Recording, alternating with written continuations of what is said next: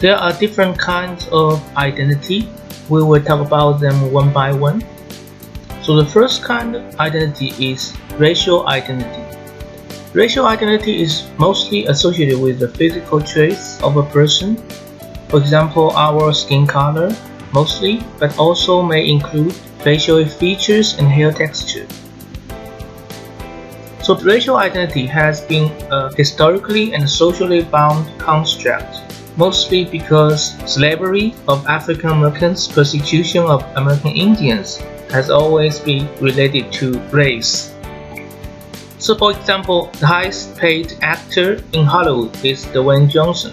Does anybody know what his racial identity is? Dwayne Johnson identifies himself as Samoan. So Samoan is a Pacific island. So in this case, Dwayne Johnson is Asian because Pacific Islanders are considered to be Asian. So next one will be gender identity. Gender identity is different from sex because sex is the person's anatomy at birth, but gender is more a cultural, social construct. For example, these two people are considered most attractive men and women back in the days, but right now we don't regard them as attractive as they used to be. This is because our standard for beauty for different genders always change with the society.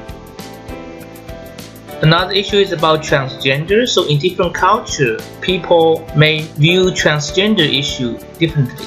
So some culture people view transgenders more negatively, but other culture, transgender people are considered to be talented, gifted, such as in the culture of Native Americans in Thailand and India.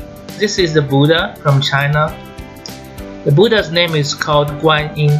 So Guan Yin has changed his gender from male to female for quite a long time. Next one is ethnicity. So ethnicity is something different from race because race is more about our physical differences, but ethnicity is more about the culture, heritage, traditions, values, geographical origin, and language.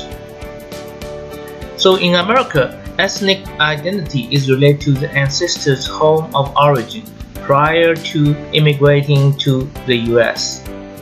In America, we usually refer to an ethnic group with the following expressions such as African American, Italian American, German American.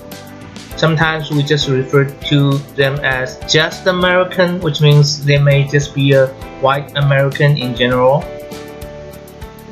National identity has something to do with a person's nationality and the citizenship where they held the national identity with. Usually national identity is the nation where the person was born, but national identity can also change. People change their nationality all the time through immigration and naturalization. In this case, national identity, nationality, and citizenship can always change. For example, this guy is called Jet Li. So he's a very famous Hollywood action movie star. So he changed his nationality at least 3 times. He was born in mainland China, so he was born to be a Chinese person. But later he came to America and started to make movies in Hollywood. So he is a naturalized American citizen. But later, of course, he became very famous. I don't know why. Maybe he didn't like America too much. So he renounced his US citizenship and moved to Singapore.